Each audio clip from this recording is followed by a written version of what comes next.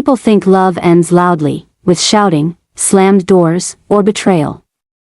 Mine ended quietly, with a phone call I didn't take seriously. My name is Felix, and for years I believed one mistake couldn't destroy a relationship built over time. I believed love would wait. I believed there would always be another chance to show up. That night proved how wrong I was. It was a quiet Friday evening in Bath, and I was settling down with a cup of tea after a long week at work. My phone buzzed, and I saw it was Lois. 3 years together, and I knew her patterns too well. Every ring, every message carried a mix of mischief and drama. She wasn't the type to call without a reason, and the urgency in her text made me pause. "Not feeling well," she wrote. I sighed, the kind of sigh that comes from knowing this was probably one of her little tests. "Get some rest and take something for it," I replied, thinking nothing of it. That was around 9 o'clock. I imagined she'd do just that, sleep it off and text me in the morning, all dramatic yet harmless. 2 hours later, my phone rang again. Her voice was strained, almost panicked. "What are you doing?" she asked. I told her I was about to sleep. "Can you come and take me to the hospital? I'm having severe pains." I glanced at the clock, 11 o'clock. Driving across town at that hour wasn't just inconvenient, it felt unnecessary. I suggested a taxi, hoping she'd calm down. Before I could finish, she hung up. My stomach twisted. Lois knew how to manipulate situations to get my attention, to make me drop everything. But this felt different. I tried calling back. Nothing. My mind raced through every possible scenario. Maybe she really was in pain, maybe she was exaggerating, maybe, God forbid, it was serious. But after a moment, exhaustion won, and I slept, telling myself I'd get clarity in the morning. Morning came, and with it, the worst kind of news. Lois hadn't just stayed home, she had been admitted to the hospital. Her mother answered the phone, her voice tight with worry and frustration. "She's been admitted," she said simply, and I felt my chest tighten. I rushed to the hospital, my mind spinning with guilt, fear, and the creeping weight of knowing I might have failed her. I found her in a private room, eyes red from sleeplessness and irritation. She didn't look at me, didn't even acknowledge my presence. I tried to apologize, but the words died on my lips. She had always been fiery, but this was something else. For 3 days, I came to the hospital, every day hoping she'd forgive me, every day leaving with my heart heavier than before. She remained silent, stoic, impenetrable.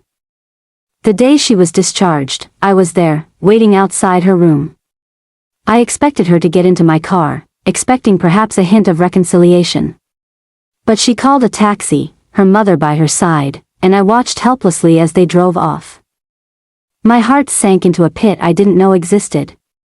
That night, her message arrived: "It's obvious you don't care about me. All you think about is yourself. I could have died last night. It's over." I spent the next month trying everything: calls, messages, flowers, letters, heartfelt apologies. Nothing worked. Lois had made her decision. I couldn't argue with heartbreak, with pride, or with the quiet certainty in her words. For the first time, I understood that love, no matter how long, wasn't always enough. Even after we broke up, we didn't entirely disappear from each other's lives. Social media interactions, the occasional text, casual greetings at mutual friends' gatherings kept a thread of connection.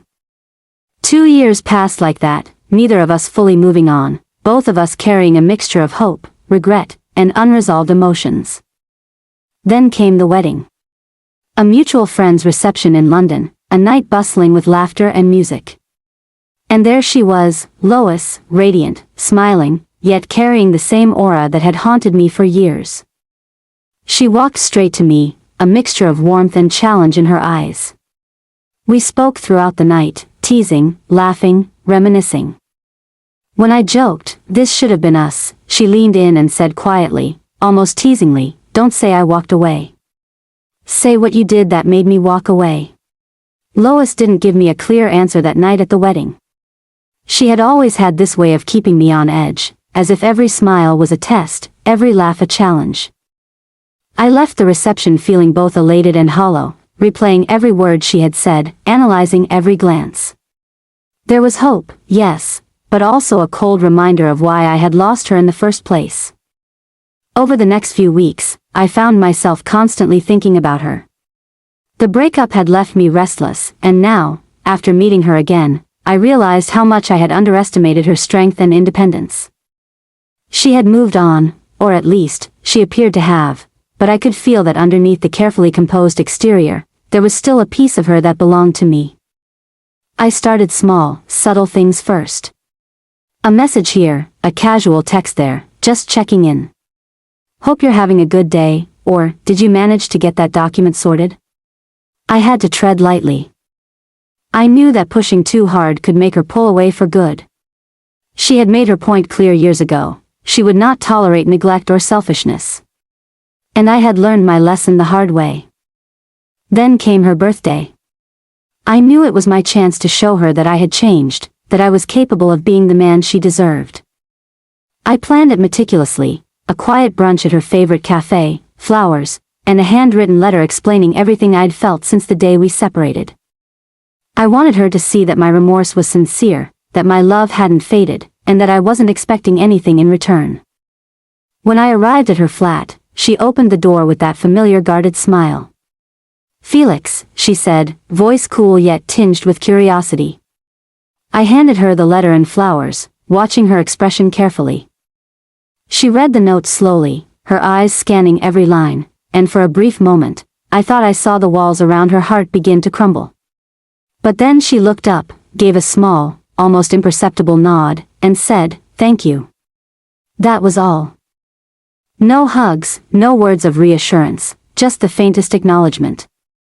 I realized then that this would be a long, uphill battle. Every action of mine had to speak louder than words. I couldn't rely on charm, apologies, or gifts. I had to prove that I was different, that I had learned to put her first, to respect her boundaries, and to cherish her without taking her for granted. And I was determined to do it, no matter how long it took. Soon after, she asked me to help with something, a small task, she said, but it meant a lot. She had rented a new flat, a 3-bedroom place with a garden. She wanted to repaint, fix some wooden fittings, and arrange the furniture. Normally, I might have hesitated, considering it outside my comfort zone. But not this time. I hired painters, carpenters, and laborers. I supervised every detail, ensuring that her new home was perfect. I wanted her to see that I could be reliable, thoughtful, and selfless. She inspected everything meticulously. Every wall, every piece of furniture, every corner of the garden. I noticed that she moved with a confidence I had never fully appreciated before. Lois had always been fiercely independent, and it struck me that I had underestimated the depth of her strength. I was merely a helper in her world now, but a helper who hoped to become more. After the renovations, I helped her move in. We carried boxes, arranged her belongings, and made the flat functional and welcoming. Each moment I spent with her, working silently, rebuilding a life she had created for herself, I felt a mixture of pride and heartbreak. I was giving my all to someone who had every right to keep me at arm's length. And yet, I couldn't help but hope that my efforts might sway her heart, even slightly. Even after all this, she remained distant, measured in her interactions. Sometimes she would call with small requests. "Can you pick up this for me?" Or, "Would you drive me to this place tomorrow?" And each time, I dropped whatever I was doing to help her. I knew it wasn't enough just to be there. I had to show that I could be present consistently, reliably, without complaint, without expecting anything in return. And yet, the tension always lingered. Every gesture of mine, no matter how selfless, seemed to have an invisible boundary. Lois was watching, testing, ensuring that she wouldn't repeat the same mistake of trusting someone too easily.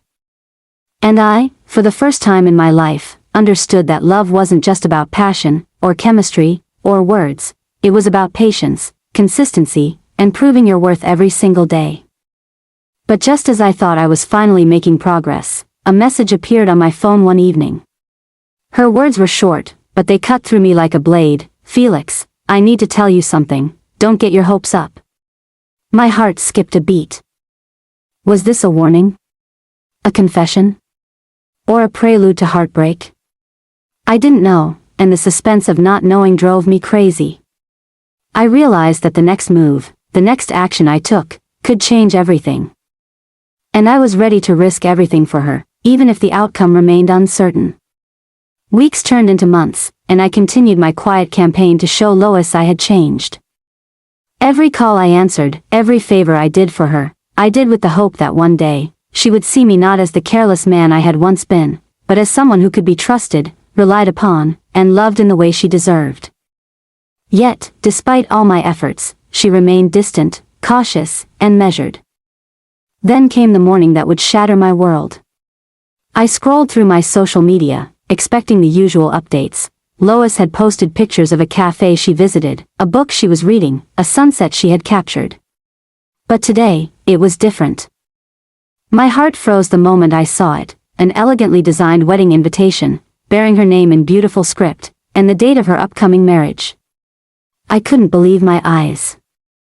My hands trembled as I scrolled further. Pre-wedding photos, candid shots of her laughing with another man, and a caption that confirmed it, she was getting married. For a moment, I refused to believe it. This must be a joke, I whispered to myself, staring at the screen. I dialed her number immediately, my heart pounding in my chest. The line rang, and then her voice, calm, measured, but with a faint note of amusement, answered. "Felix, you're seeing it correctly. It's happening." I struggled to keep my composure. How could you not tell me?" I asked, my voice breaking. The betrayal, the disbelief, the heartbreak, it all surged at once. She sensed my rising anger and interrupted softly, "Why are you angry? Aren't you supposed to be happy for me?" That one question cut deeper than any insult. I realized, painfully, that despite everything I had done to rebuild our connection, she had been living her life, preparing for a future that didn't include me. The weeks that followed were a blur of conflicting emotions. I tried to reach her, to talk, to understand, but every attempt was met with measured politeness, a polite barrier I couldn't cross. The reality was harsh. My acts of devotion, helping her move, arranging her home, fixing everything she asked for, had inadvertently helped her build a life with another man. Every brick, every stroke of paint, every carpentry fix I had supervised, I had contributed to her new beginning with someone else. I visited her flat one evening under the pretense of checking on the renovation's progress, trying to convince myself that I was there as a friend, not a man who still loved her. Lois moved through the rooms gracefully, inspecting each detail. I watched her, a mix of admiration and despair churning inside me. She was everything I loved, strong, independent, meticulous, but now her life was no longer intertwined with mine. And yet, I couldn't leave. My heart refused to let go, even as my mind screamed at me to step back. The day of the wedding arrived, gray and drizzling, a quintessential London sky reflecting the mood in my chest. I had told myself I would attend, not as a participant in her life, but as a witness to the consequences of my past mistakes. Standing at the back of the grand hall, I watched her walk down the aisle in a stunning gown, every step a reminder of everything I had lost. Her smile was radiant, her eyes bright, and for a fleeting moment, it seemed as if she had forgotten everything, even me. The ceremony unfolded like a carefully scripted play, each moment steeped in elegance, tradition, and joy. I wanted to scream, to run, to tell her everything I felt, everything I had done to prove myself, but the words lodged in my throat. I remained a silent spectator, watching as the man she was marrying took her hand, promising a future that I had imagined with her for years. My chest ached with every vow, every exchanged ring, every shared glance. After the ceremony, guests mingled, laughter and music filling the room. Lois approached me briefly, her smile polite but not warm, acknowledging my presence with a nod. "Thank you for everything, Felix," she said softly. The words were like salt in an open wound. She wasn't thanking me out of genuine gratitude, it was courteous, distant, and final. I nodded, unable to speak, unable to convey the torrent of emotions raging inside me. That night, walking home through the damp streets of Bath, I felt hollow. My efforts, my love, my patience, they hadn't been enough. I had given her everything she asked for, everything she needed, and yet it had been insufficient. She had moved on, chosen another man, and built a life that, in many ways, I had unknowingly supported. And there was nothing I could do to reverse it. But even in that darkness, a small spark of resolve remained. I couldn't change the past, and I couldn't undo her choices. But I could learn, grow, and prepare myself for a life where perhaps, if fate allowed, there would be another chance, not for me to control her, but for her to see the depth of my love in a way that mattered. Love, I realized, was not about possession or expectation, it was about devotion, patience, and sometimes, heartbreaking restraint. The weeks after Lois's wedding felt like a blur. I moved through my days mechanically, each task done without real engagement, each interaction a hollow echo of routine. Yet, even in the emptiness, I couldn't stop thinking about her, the sound of her laughter, the subtle expressions that had once made my heart race, the warmth she had carried even in her distance. It was a love that had transformed into memory, a presence that haunted me even in her absence. I decided I had to step back, to stop trying to influence her life, even indirectly. Helping her with the flat, buying gifts, running errands, it had been my way of clinging to a dream that no longer existed. The truth was simple, yet harsh, I had to let her go. Letting go didn't mean forgetting. It didn't mean that I would stop caring. It meant accepting that love sometimes required silence, distance, and humility. One rainy afternoon, I found myself walking through the park where we had first met. The drizzle soaked my coat, but I hardly noticed. My thoughts were consumed with reflection. I remembered the nights I had spent waiting for her call, the days I had rushed to her side, the countless ways I had tried to prove my devotion. And I realized that all of it, every gesture, every apology, had been a mirror of my own desires, not hers. True love, I understood now, wasn't about proof or insistence, it was about presence, respect, and patience. A few weeks later, I ran into her again. It was at a small cafe near the city's edge, a place we had visited together years ago. She was alone, sipping tea, her posture calm but graceful. She glanced up as I entered, our eyes meeting for a fleeting second. There was no tension, no anger, no expectation, just recognition. A moment of quiet understanding passed between us, as if the universe had paused to acknowledge that we had both survived the storm of our past. I approached cautiously, unsure if a greeting would be welcomed. "Lois," I said softly. She looked at me, a faint smile tugging at her lips. "Felix," she replied, her voice steady. We sat together, side by side, for hours, talking about ordinary things, books, music, work. There was no talk of the past, no demands, no confessions. Just two people who had once been intertwined, sharing a moment without expectation. It was strangely comforting, almost like a quiet closure. Over the next months, we maintained this delicate friendship. I watched her life blossom with her husband, her career, her personal projects. And though it was difficult, I learned to be genuinely happy for her. The jealousy, the anger, the longing, they faded gradually. In their place grew admiration, respect, and a bittersweet fondness. I realized that love could exist even without possession, that caring deeply didn't always mean being together. Then one evening, as we were walking through a local gallery, Lois paused before a painting, a canvas of stormy skies and sunlight breaking through. She turned to me and said quietly, "Do you remember when we used to talk about this? About how life is full of chances, and sometimes you just have to wait for the right one."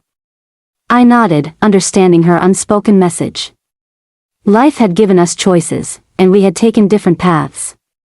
But that didn't mean the paths were meaningless. They had shaped us, strengthened us, and prepared us for what came next. I realized something profound that night. Love isn't always about being with the one you desire most.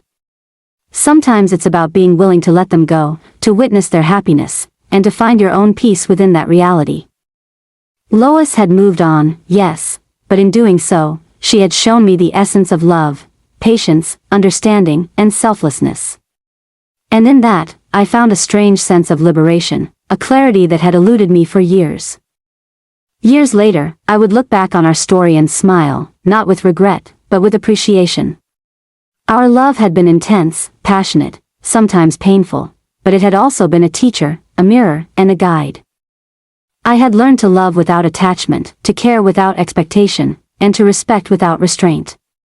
Lois had been my greatest love, and in letting her go, I had discovered the truest form of devotion. And as I walked alone through the quiet streets of London that evening, I felt something I hadn't felt in a long time, peace. Not because the story had ended as I had wished, but because it had ended as it needed to. Love had left its mark on me, indelible and beautiful, shaping me into someone capable of understanding, patience, and true emotional maturity. And somewhere, I hoped Lois felt the same. And maybe this moment feels familiar. Maybe you've sat alone before, lost in thought, holding on to memories that won't let go. If this story spoke to you, tell me in the comments, what part hit home the most? Don't forget to like this video, subscribe to the channel, and turn on notifications, because more powerful stories like this are coming. You're not alone. Stay with us.